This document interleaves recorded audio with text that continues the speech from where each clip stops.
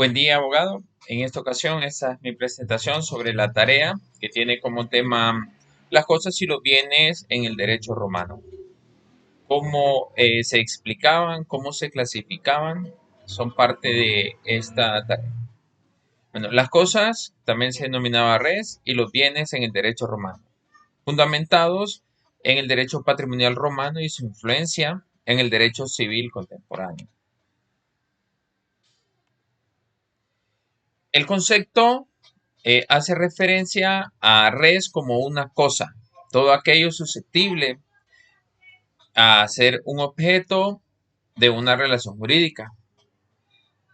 Podían clasificarse en dos, las cosas de tipo material y las cosas inmateriales. ¿A qué hacemos referencia a eso? Por ejemplo, las cosas materiales como una casa, un terreno, ¿de acuerdo? O una propiedad que fuera tangible. Las cosas inmateriales son aquellas cosas que no tenían una existencia física, no podían tocarse, que no podían apreciarse físicamente. En este caso, una herencia, el crédito o una servidumbre, como ser un paso, entre otros. ¿Cuál era la diferencia entre estas cosas? Es que todo aquello que existe puede ser objeto de una relación jurídica, o sea, se puede ejercer un derecho o también una consecuencia sobre esta, una cosa, algo que se pueda tocar. El bien, una cosa con una utilidad económica, puede formar parte de un patrimonio de una persona, en el caso de una herencia. El aire, por ejemplo, podríamos decir que es una cosa, pero no un bien, ya que no, pues, puede tener un valor económico para una persona. Clasificación de las cosas puede ser res imaniu luris y res divini luris, que son las cosas sagradas o de tipo religiosa, aquellas cosas que no se les puede dar un valor económico. En cambio, el res humani luris son las cosas públicas o también privadas y comunes. Los juristas romanos distinguen entre cosas fuera del comercio humano, ¿verdad? En este caso son las de tipo religioso. Res divini luris, cosas destinadas al culto religioso o propias de la religión, ¿verdad? Que no entraban como parte del comercio. Ahí podríamos clasificar tres. Las res sacre, las cosas sagradas oficialmente para los dioses, como las iglesias, los templos, este tipo de cosas que sí tienen una existencia física, pero que no pueden venderse o no pueden adquirirse como una propiedad propia. La res lisae, lugares destinados al descanso eterno, en este caso, hace referencia a esto a los cementerios, ¿verdad? O a esa tierra santa que se destinaba con estos fines, que no podían ser también un patrimonio privado. Y res sactae, santae, eh, eran protegidas por leyes por su importancia, ¿verdad? Para una comunidad, para una ciudad. Res o las cosas, ¿verdad? Imani luris, cosas que podían pertenecer a personas o al Estado, cosas físicas que podían ser parte de la propiedad o del patrimonio personal, ¿verdad? De un individuo. Eh, Aquí podíamos clasificar cuatro: res communis omnium, de todos, era parte de la ciudad, ¿verdad? Que todos podían gozar de sus beneficios o de su fruto. Por ejemplo, el aire, el agua, recuerdo, un río, donde todos podían beneficiarse. Res inuniversatitis, de esto dice que es parte de la ciudad, pero está destinado para un propósito. Por ejemplo, los teatros, los estadios, ¿verdad? Los mercados. También tenemos el res publicae, propiedad del pueblo romano, en este caso, que eran de uso para todos, pero pertenecían al Estado, como son las carreteras, los puentes, los ríos navegables o un puerto, ¿verdad? Y el Estado era quien tenía principalmente el derecho o la autoridad sobre ellos, pero la comunidad podía utilizar. Y res privati, que hace referencia a un bien privado, ¿verdad? Como las casas, o una herramienta, entre otros, que ya pertenecían a una persona propia. El patrimonio del derecho romano podemos decir que se puede clasificar también o desglosar en los siguientes, que incluye, que son los bienes inmuebles, bienes muebles, deudas, derechos personales, también son parte de esto. Clasificación de los bienes, los corporales e incorporales, de género de especie, los que son fungibles o no fungibles, y los muebles e inmuebles. En los corporales o incorporales, aquí podríamos tener una finca, por ejemplo, un automóvil, ¿de acuerdo?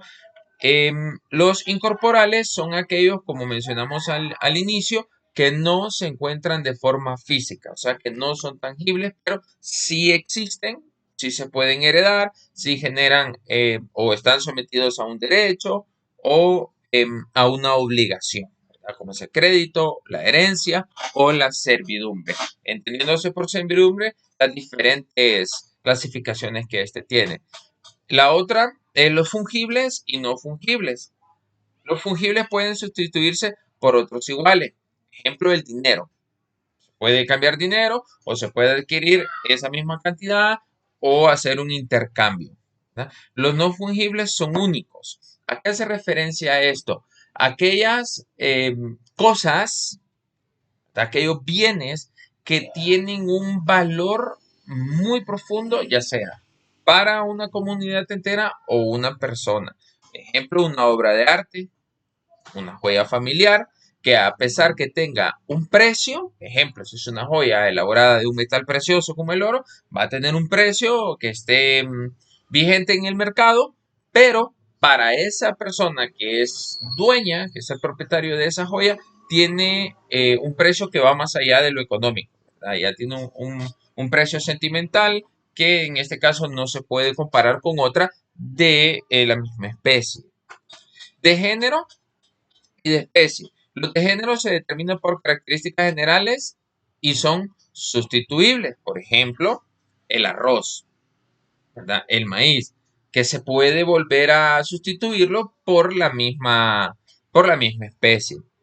Los de especie son individualmente determinados e irreemplazables. Por ejemplo, poníamos el caso de las obras de arte. En este caso, una pintura original. Se podría adquirir la misma pintura haciendo referencia a la imagen, a lo que representa, pero ya no tiene el valor de algo original, ¿verdad? Entonces podríamos decirlo como una réplica del original y ya no va a tener ese mismo valor. Los muebles e inmuebles. Los muebles pueden trasladarse sin alterar su estado, ¿verdad? Su condición. Por ejemplo, un vehículo, ¿sí?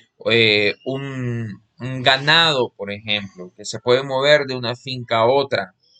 ¿Sí? Un libro también hace referencia, que son objetos que se pueden mover, se pueden trasladar sin alterarse. En cambio, los inmuebles, todo lo contrario, no se pueden mover de donde están establecidos naturalmente. El ejemplo más claro es un terreno, ¿verdad? Que la persona no puede llevarse su pedazo de tierra para otra región, porque eso es parte ya natural de su ubicación, no puede moverse sin dañarlo.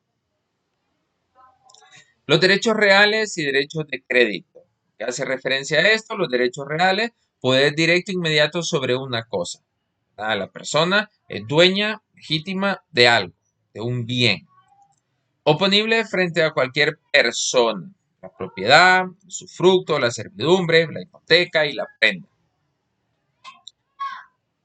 El derecho o los derechos de crédito. El acreedor puede exigir al deudor el cumplimiento de una prestación, dar, hacer o no hacer, solo exigible frente al deudor.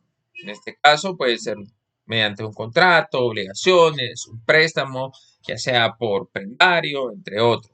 o un arrendamiento de un lugar, de una vivienda, de una finca. El derecho real y derecho de crédito también tienen estas características. El derecho real recae sobre una cosa, sobre una propiedad. Damos el ejemplo de un ganado, sobre una casa. Oponible a erga omnes, generalmente permanente, que quiere decir que va a ser hasta que este se destruya o la persona pues, decida venderlo o heredarlo. El derecho de crédito recae sobre una persona, en este caso del contrato. El contrato es algo que sí está el papel, por ejemplo, que se puede tocar, pero es algo también que puede darse de palabra, que no se puede tocar, no se puede apreciar, pero se entiende que recae sobre una persona, ya sea quien va a cumplir o también el deudor, ¿verdad? Que se le puede decir así. Y este pues termina una vez que se haya saldado la deuda o el contrato llegue a su fin por diferentes razones que previas se han acordado entre las partes.